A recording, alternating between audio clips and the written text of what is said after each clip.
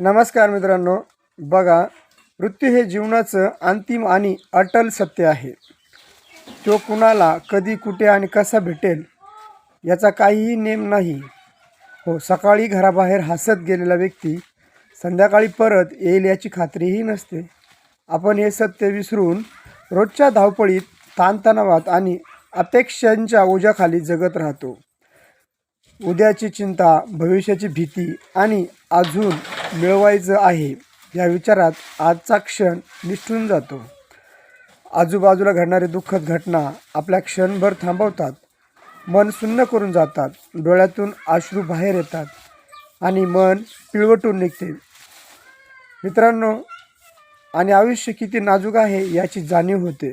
त्यावेळी लक्षात येते की पैसा, पद, प्रतिष्ठा, सत्ता या सगळ्या गोष्टी तिथेच थांबतात. माणसासोबत जातं ते फक्त आणि माणसाचं प्रेम, माणुसकी.